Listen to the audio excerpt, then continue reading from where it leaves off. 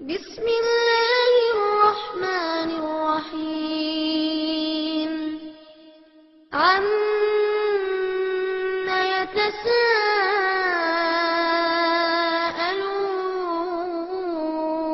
يتساءلون عن النبأ العظيم الذي هم فيه مختلفون كلا سيعلمون ثم كلا سيعلمون ألم نجعل الأرض مهادا والجبال أوتادا وخلقناكم أزواجا وجعلنا نومكم سباتا وجعلنا الليل لباسا وجعلنا النهار معاشا وبنينا فوقكم سبعا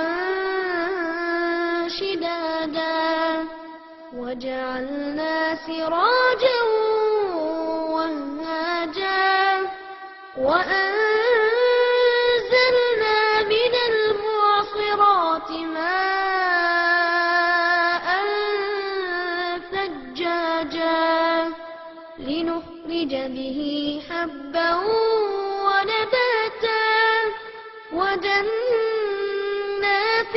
ألفافا إن يوم الفصل كان ميقاتا يوم ينفخ في الصور فتأتون أفواجا وفتحت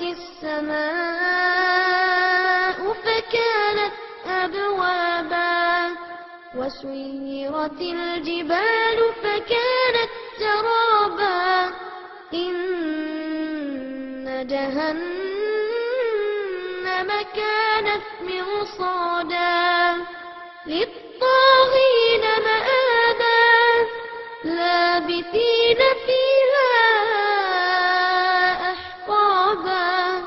لا يذوقون فيها بردا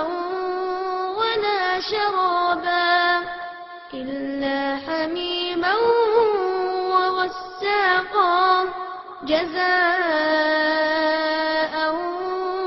وفاقا إنهم كانوا لا يرجون حسابا وكذبوا بآياتنا كذابا وكل شيء أحصيناه كتابا فذوقوا فلن نزيدكم إلا عذابا إن للمتقين مفازا حدائق وأعنابا وكواعب أترابا وكأسا دهاقا لا يسمعون فيها لغوا ولا كذابا جزاء من ربك عطاء حسابا رب السماوات والأرض وما بينهما الرحمن لا يملكون منه خطابا يوم يقوم الروح والملائكة صفا لا يتكلمون إلا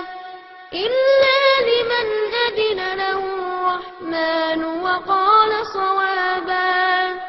ذلك اليوم الحق فمن شاء اتخذ إلى ربه مآبا إنا أنذرناكم عذابا قريبا يوم ينظر المرء ما قدمت يداه ويقول ويقول